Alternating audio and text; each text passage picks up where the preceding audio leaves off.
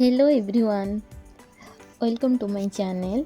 आज मु आपण मानक पई नहीं आसीची काटला फिश करी माटी हांडी रे। देखंतु सेति पई मु नेची काटला फिश नेची 500 ग्राम नेची।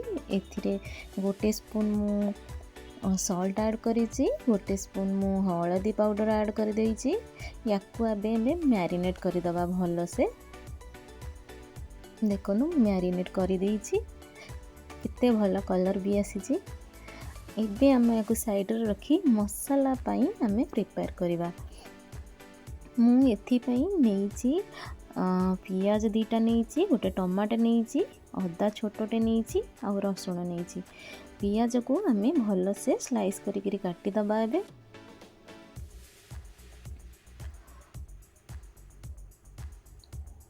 आपण मैंने खाई आगरू माटी हांडी चिकेन, माटी हांडी मटन खाई।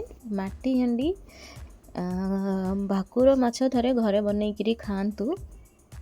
सीरियसली बहुत यमी बनी थिला। एबे मु पियाज को काटी देइची, टमाटो को भी सेमती काटी दबा आमे स्लाइस करी। आपण चाहिए इथिरे आलू पकई पारिबे। तो आलू जेहेतु मुझे ज़्यादा खाए ना, तो मु आलू ए पकईनी। एथिरे देखंतु मु काटी देइची भल से। ये आमे मसाला पाई रेडी करिबा। मु नेइची अदा नेइची, पियाज छोटोटे नेइची आ रसुण किछि पाखुडा नेइची, ताको ग्राइंडिंग करि देइची। आउ ई फिश करी पाई मु यूज करिछि सोरिष तेल। साधारणतः सोरिष तेल रे फिश फ्राए कले करी भी कले बहुत भल लगी थाए।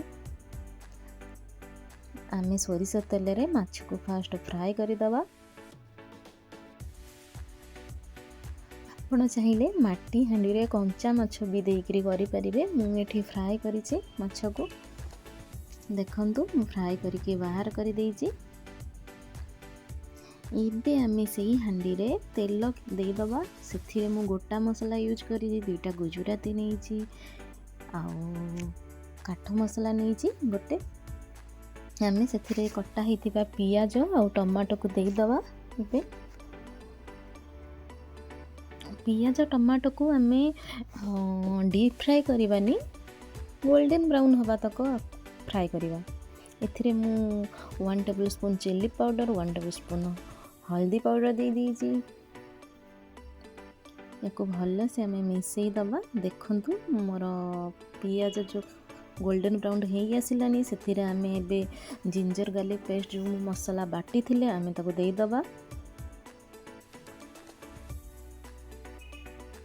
को आमे भल से 3 to 5 मिनिट्स भल से आको कसी दबा। स्वाद अनुसार आमे एबे सॉल्ट दे दबा 1 टेबल स्पून। मु एथिरे गुंड मसाला रे यूज करिछि एवरेस्ट रो चिकेन मसाला गोटे स्पून देइछि, आउ गरम मसाला देइछि गोटे स्पून। आपण चाहिए गरम मसाला खाली देकी बनई परिबे। एबे हमें याको 2 to 3 मिनिट्स कसी दबा। मु एथिरे कर्ड 2 टेबल स्पून देइछि। भल से याको हमें मिसई दबा। आपण चाहिए कर्ड को स्किप करि परिबे।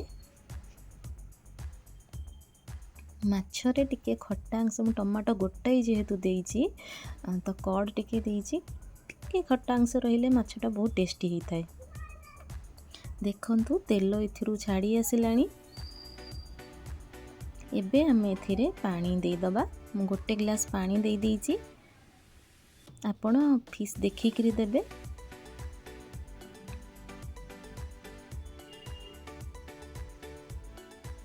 याकू आमे एबे फुटीबा पई छाड़ी दबा। देखंतु ग्रेवी फुटी आसिलानी भल से। एथिरे एबे आमे फ्राई करिथिबा फिश को ऐड करि दबा। माटी हांडी रो एक्चुअली गोटे भल बहुत बढ़िया बास्ना थाए। तो माटी हांडी रे जे कोनोसी भी आपण खाद्य बनांतु से बहुत यमी बनी थाए। देखंतु करी एबे फुटी आसिलानी। किते भल कलर आसीची करी रो।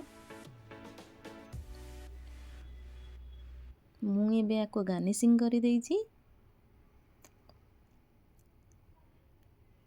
ଦେଖନ୍ତୁ ଆପଣ ୟାକୁ ଘରେ ବନାନ୍ତୁ, ଆପଣ ନିଜେ ଖାଆନ୍ତୁ, ଫ୍ରେଣ୍ଡସ୍ମାନଙ୍କୁ ସେୟାର କରନ୍ତୁ। ଗୋଟେ ବହୁତ ଭଲ ଆଇଟମ୍ଟେ। ମୋ ଚ୍ୟାନେଲ୍ ଭଲ ଲାଗିଥିବ like, share and subscribe please. Thank you.